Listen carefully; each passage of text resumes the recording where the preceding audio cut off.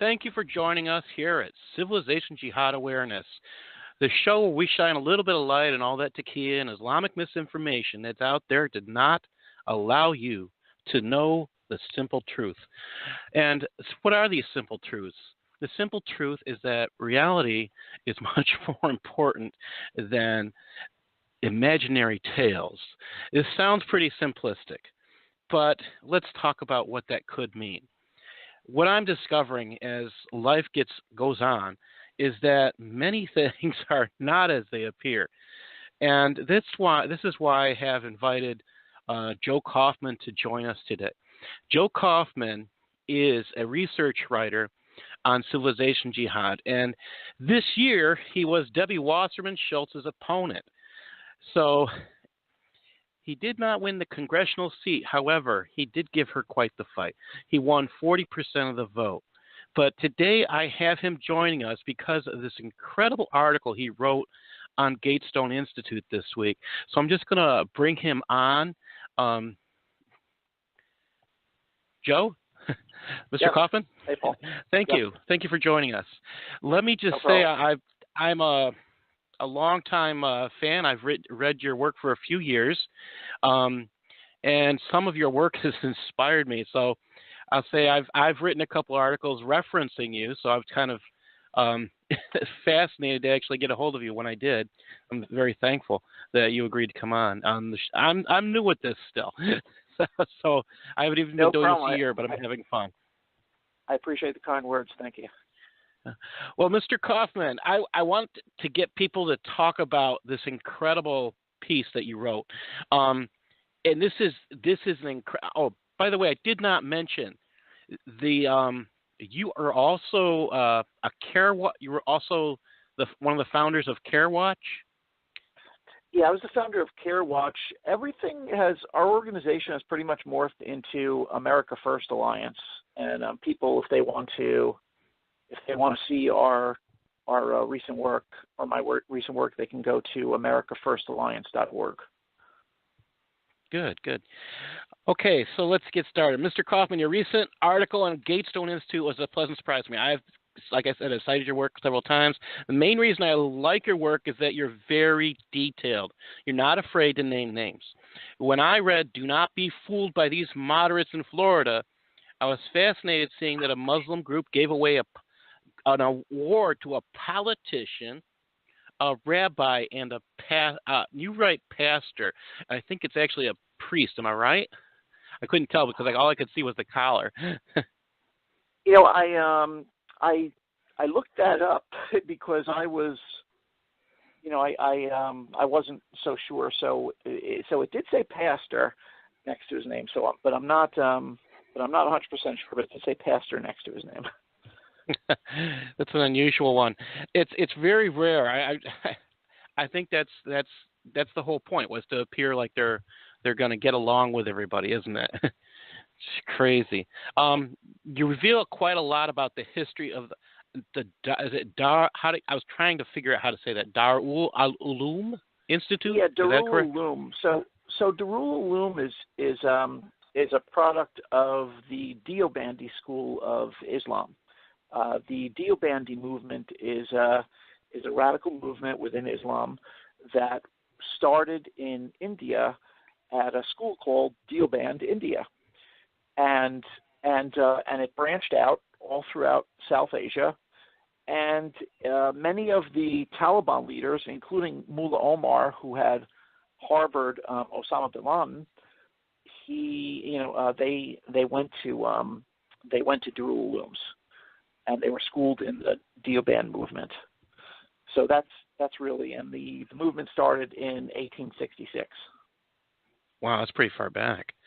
And you would think that, this is one of the things that gets me is, you go into the details and you get the history. If this is a radical movement to begin with, how do they get to come here? That's my question. Is there something that aren't they supposed to state affiliations of stuff like this?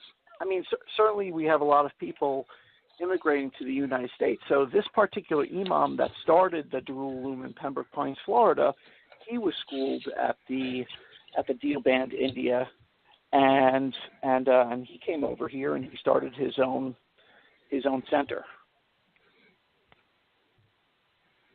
And that was Shafayat Muhammad? That's Shafayat Muhammad, is that correct? Yeah, Maulana Shafayat Muhammad. And from Trinidad. Wow. Yes. And could you tell us more about his background? Sure. Yes. So he's been the imam of the center for a number of years now, and he has other operations outside of the United States that he deals with. He also has, I believe, he runs an orphanage outside of the United States. But it's certainly there's a lot to do with him personally. But I think it's also interesting to mention the people that surround him and the people that have passed through his mosque, because I think that the people that have passed through his mosque, all of the people related to Al-Qaeda, which there have been many, it's pushed him to take different actions. I'll explain what I mean. So many times when these radical mosques appear and they get publicized, in the news, or if there has been any raids by the FBI into these places because of any type of terrorist activity, many times the imams and the leaders of these centers, they do something very smart. They start doing something called interfaith activities, and they reach out to other religions in the community in a way that I believe, it's my opinion, in order to hide their own intentions, their true intentions, and that's been the case with this imam. So in this mosque, around the time of 9/11, he had as a prayer leader there Adnan El-Shukri Juma. This was an individual that became a leader in Al-Qaeda in Pakistan. He was a commander for Al-Qaeda. He was in many reports the number 2 leader in Al-Qaeda at some point. He ordered the bombings of the New York City subway system. So he was a big player in Al-Qaeda. There was also an individual named Jose Padilla. He was known as the Dirty Bomber. He was plotting to blow up a radiological bomb inside of the United States. He took classes from Shafayat Muhammad. He was a student of Shafayat Muhammad's at Darul Uloom. You also had 3 individuals there that were actually plotting bomb attacks right at the mosque itself, and it was and the imam himself had admitted that one of the 9/11 hijackers he had heard had prayed at his mosque. So you have all of these things happening around the time of 9/11, and then all of a sudden the FBI comes down on the mosque and raids the mosque itself. Questions Shafayat Muhammad with these things, and like I mentioned, he did the smart thing. He starts getting involved in interfaith activities. I guess he contacted some liberal rabbi and some liberal pastor or more than one, and started taking photo ops with these individuals. Started becoming friendly with the local government in Hollywood, Florida. Became a local leader in boards, a board member of a number of county boards. And all of this was great up until the fact where he was found to show his true colors, and he was very, very outspoken against homosexuals from his pulpit. He also wrote a piece for his mosque's website, claiming that the 2004 or 2005, I think 2004 Indonesian tsunami was caused by gay sex. And anyway, he was thrown off of all of these boards in Broward County because of his intense rhetoric towards gays. But that hasn't stopped the Democrat Party from inviting him to speak and do prayers at their annual Florida events for the state of Florida. It hasn't stopped sheriffs from wanting to do photo ops at that mosque. And as you brought up at the beginning of your show, it hasn't stopped this individual from having pastors and rabbis and local politicians accepting awards from this mosque at their annual awards events. So it's a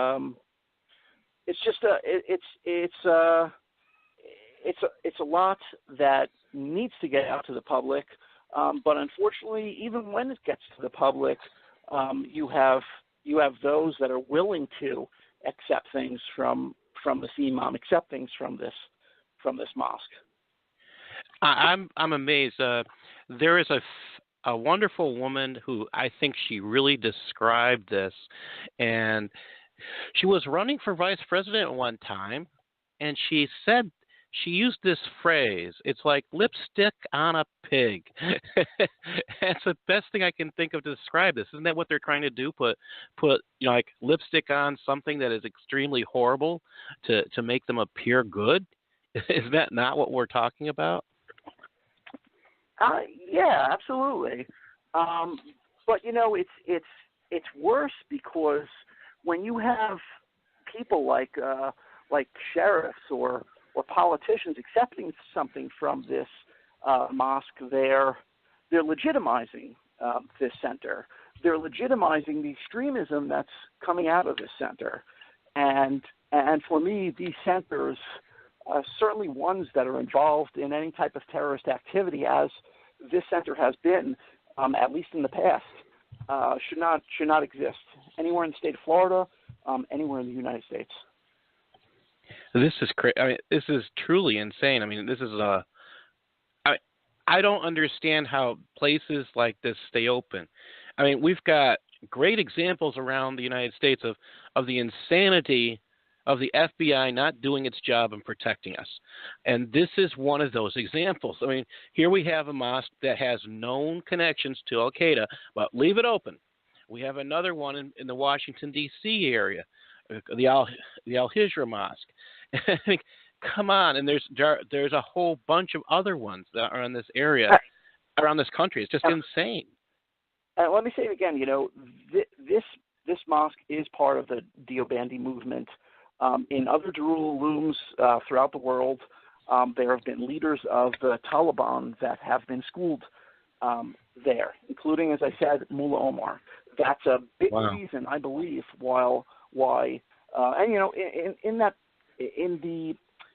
the Thomas Friedman, the writer, and I mentioned it in the article, in his book Longitudes and Attitudes, he mentioned how he and another individual were traveling throughout Pakistan, and they went into this Pakistani Deoband, this Pakistani Darul Uloom, certainly a sister organization of the mosque in Pembroke Pines, and at the center they were talking to little children that were going to this school, this madrasa. And the children were all talking about how Osama bin Laden was their hero. And it makes sense for those who are associated with Al-Qaeda, certainly around the time of 9/11, to want to be attached to that particular mosque in Pembroke Pines because of this center, certainly this center's relatives overseas, this center's connection to the Taliban, to those youngest of kids who believe that Osama bin Laden is somehow a hero. It makes sense for Al-Qaeda people to be attached the center, and certainly, like I said, it's smart for the imam himself after having the FBI raid his center because of all of this Al-Qaeda activity around the time of 9/11, to want to do things like interfaith events. It's not smart for others to want to do interfaith events with him. I believe they're useful idiots, but unfortunately they exist, and there's a lot of them around the country, and they usually have good intentions. They usually believe they want to believe the best in people, but sometimes some of the people that they affiliate with are the worst of individuals, people that should not be living in the United States, people that have ill intentions in the U.S. It makes me wonder, if there was some kind of purposeful lacks of security at some point where a number of these people came in at the same time, because we're talking about, even a few years ago, you had written an article, it was called Congressman Donates Radical Muslim Contributions to Charity, and I actually used that in one of my articles I wrote in 2015. My article was entitled "FEMA is Funding Muslims in America Who Support Terrorism," and that's going to read you part of what I wrote. And this will probably startle you, make you remember how bad things really are. And this is just a couple of years ago. It said in 2009, the School of Islamic Studies of Broward, this is what I wrote, I should say, Broward Incorporated, SISB, was awarded $50,000 by a FEMA grant intended to assist those nonprofit organizations targeted by terrorist groups. In 2010, SISB changed its name to the Islamic Foundation of South Florida. For anyone keeping up on counterterrorism, this is a bell ringer. South Florida was the home of self-confessed terrorist funder, and also he was supposed to be the head of PIJ, one of the heads of PIJ, Palestinian Islamic Jihad. He alleged leader. The Islamic Foundation of South Florida, formerly known as SISB, had the same principal agent, Karum Basir Wahid. Wahid is a lawyer known for doing one thing, defending those charges with terrorism. For you, Joe Kaufman wrote about Karum Basir Wahid in an article on Front Page Magazine. Kaufman noted that Wahid has a history of defending terrorists with ambitions. Rafiq Sabir, was one defendant. He was charged with conspiring to provide material support to Al-Qaeda. He got a 25-year prison sentence. Ahmad Omar Abu Ali, member of Al-Qaeda, for plotting to assassinate President George W. He got life without parole. Imam Hafiz Khan, 2 counts of conspiracy and 2 counts of providing material support to terrorists. He got 60 years. This is just happening too many times. We're talking about, this guy went and defended all these people, and if you look at, he gets all this money, and what do? This is an organization that also supports, terror in many ways, and I'm just kind of mind blown. And he had donated to the Congresswoman. And yes. I met with a staffer from the Congresswoman's office, and I pointed a lot of what you mentioned and more out to the staffer, and she brought it to the Congresswoman's attention, and fortunately they got rid of the funds. They donated it to a good cause. But a lot of these individuals, including Wahid, try to get in very much with politicians, and so they'll throw money around, and a lot of politicians accept this money, some not knowing and some not caring. This is the method, the Muslim Brotherhood in the United States, that's their big thing. And you'll see it with the Saudis when they come. They want put their little bit of Sharia in their Wahhabi school. Let's toss you $2 million. We got some oil money here. Let's throw it here or whatever. And this is continually happening, and it just seems like I don't know what to say about how mind numbing we seem to be. We don't seem to be awake enough to catch all this. It's just, to me, it's very disgusting that we're not catching all these things happening. And I'm only mentioning a few things. Let's see. Here's one of the other things I had down. Wahid was the other connection for the Muslim Brotherhood through his guest writing for MPAC, which is the Muslim Public Affairs Council. Now, up until January 20th, MPAC was regularly in the White House. And this is, they got a clear pass of walking and talking with the president on a regular basis. They were there almost every day. And this is, that's evidence. You could have gone through could have looked at the visitor records and verified it. I did almost weekly, and it just was, to me, that stuff was just mind-blowing. The head of the organization, MPAC, Mariardi, I think his last name is, something like that. I think he was appointed to a position from the Obama administration. I hope he's not in that position any longer. I don't know. And other individuals, the head of the Islamic Society of North America was appointed to a position within the administration. I hope he's not there as well. One of the members of the Shura Council was appointed by Obama. That's Asma Mirza, the granddaughter of Yaakov Mirza. The daughter of Yaakov Mirza. Yaakov Mirza was the head of ISNA for many years. I'm trying to discover if she's still working for the Office of Management and Budget, which is part of the executive wing. They're in a separate building. However, Obama had her in charge of all of the cabinet's budgets. So he actually says, if you have any questions about your budget in one of his memos, talk to Asma. And then he had Jamal Barzinji's grandson was working in the White House in the last year.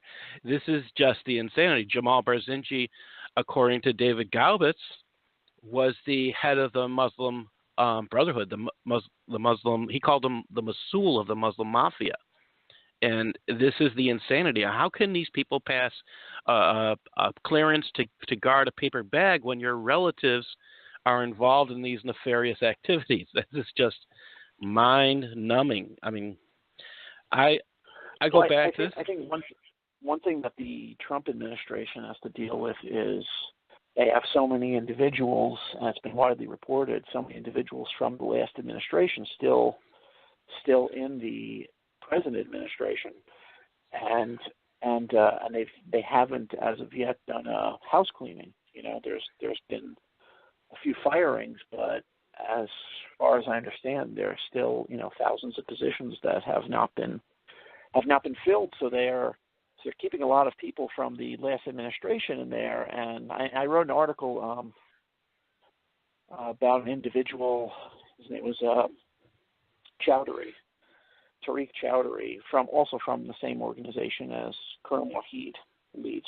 And he has a position within the VA, the Veterans Administration. And I remember that article. Yeah. And as far as I know, he's still there. Nobody's done anything about that.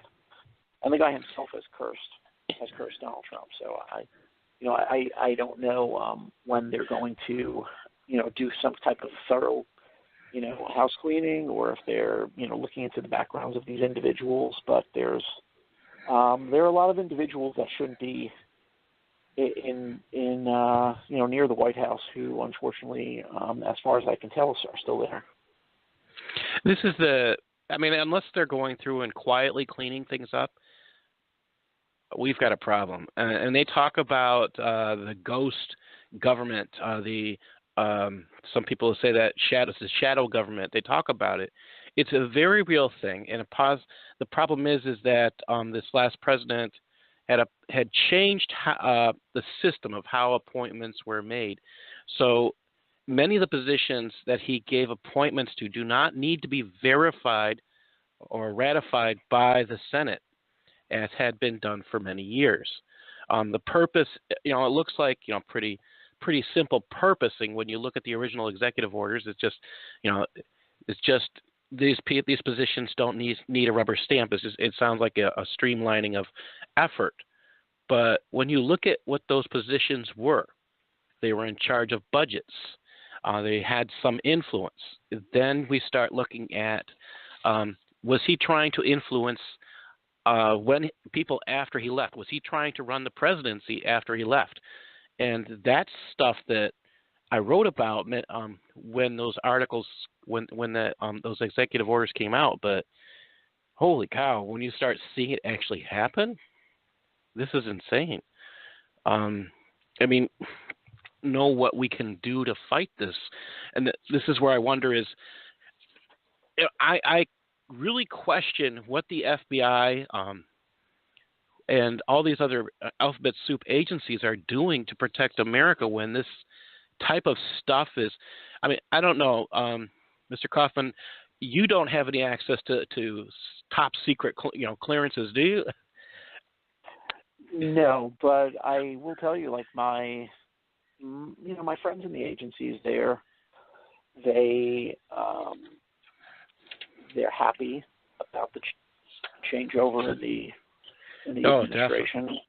Definitely. They definitely feel that it's a different environment now, so that they can do more than they did in the past. I think the administration of Obama it hamstrung a lot of individuals within these agencies and Homeland Security and otherwise that now I think I hope the reins are taken off of these individuals, but it seems to be definitely a better environment now than it was previously.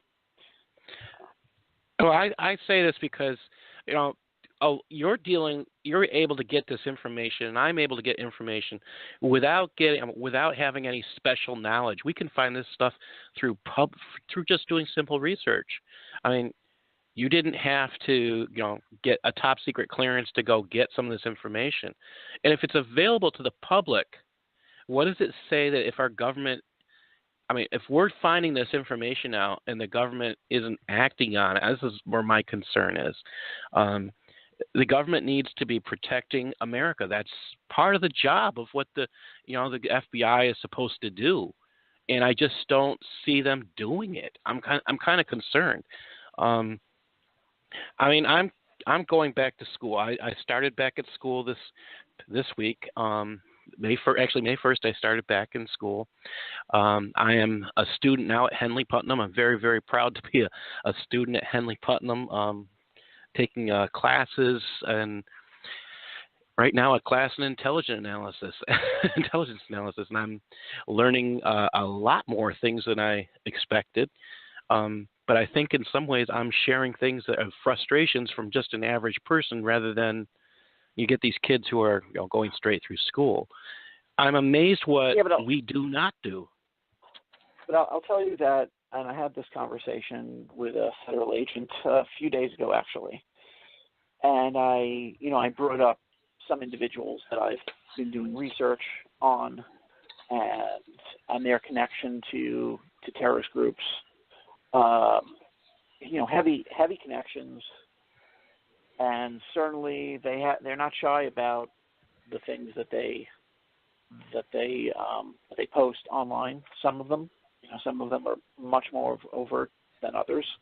And in the case of like Kifayat Muhammad, for the most part, I think he keeps most of it under wraps. But once in a while, like I mentioned about his statements about gays or his writings about gays, once in a while he comes clean and he also sees that it has a negative effect on his life.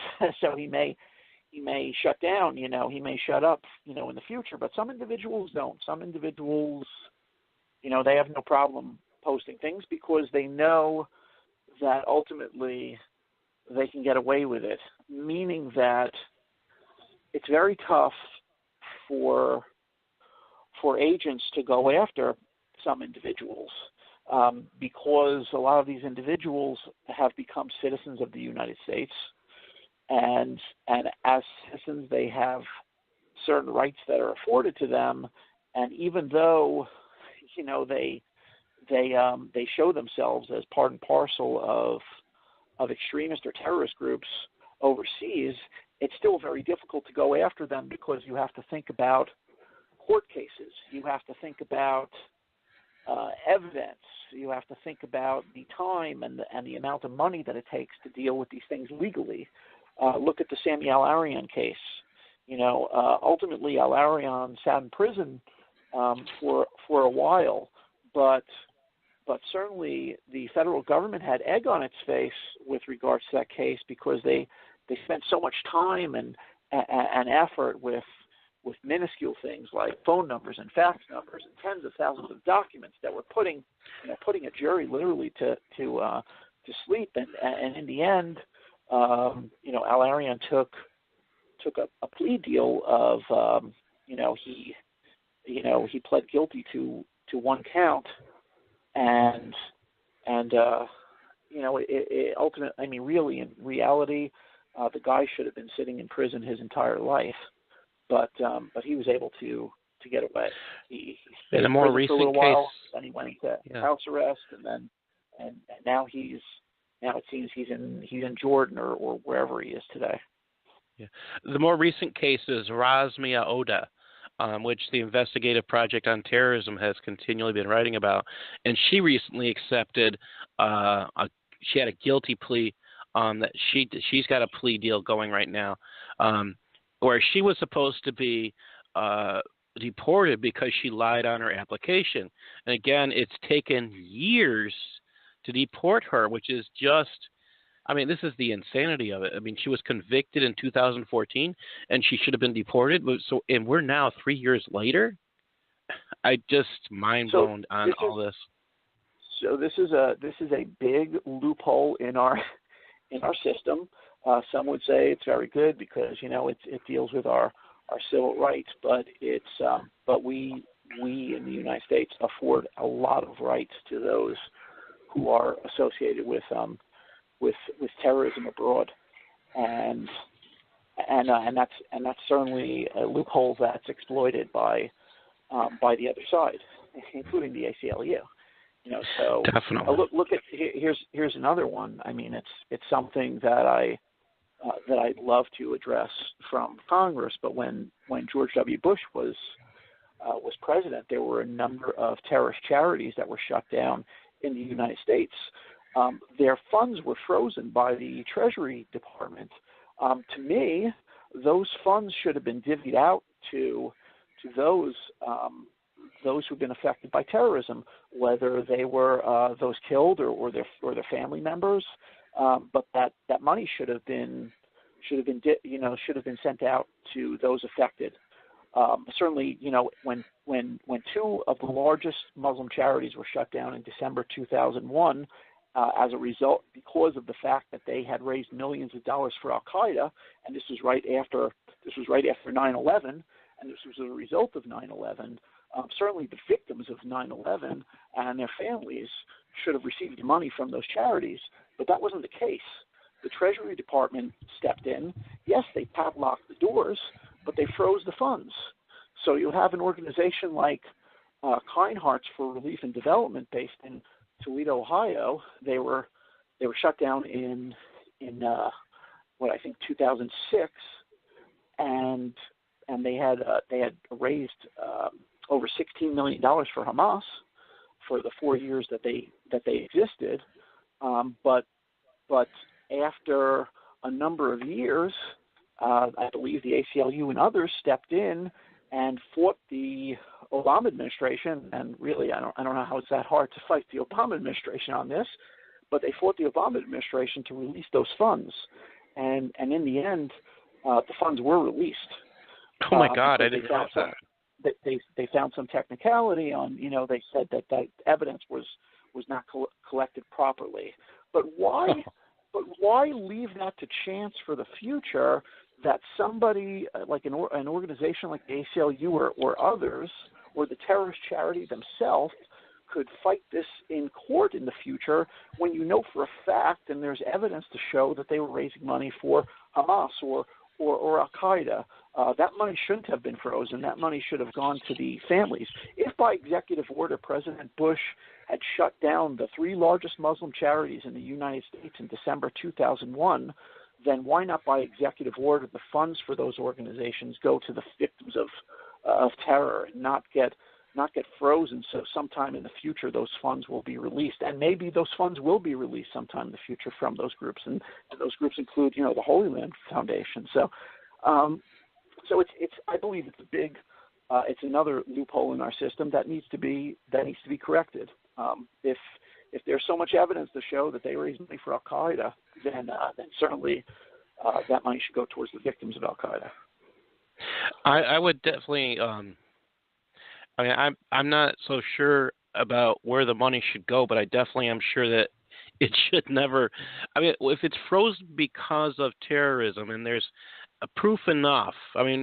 We have to accumulate so much evidence to prove something in this country, and there's enough evidence to prove it that there's an asset seizure or forfeiture in this manner.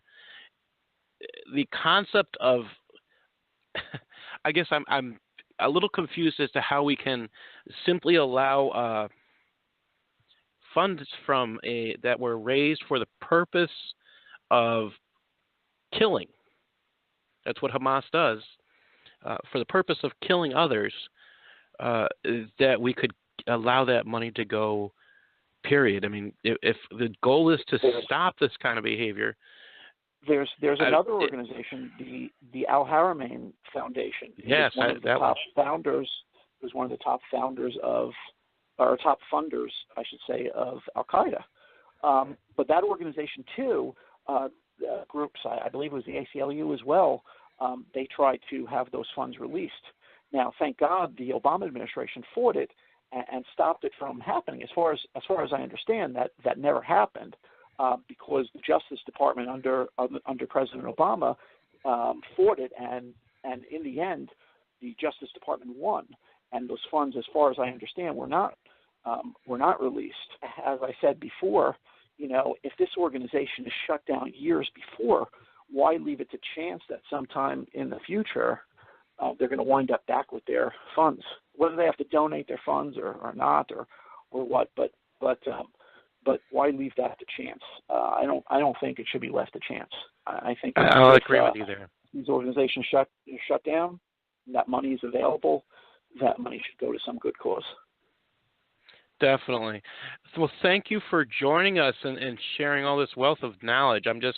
I did not know about the charity being. They're winning back. It doesn't exist anymore. So that's the other question I have in my mind. You free the charity. If the charity doesn't exist and you go to free the funds, I've got some questions in my mind I'd never thought about.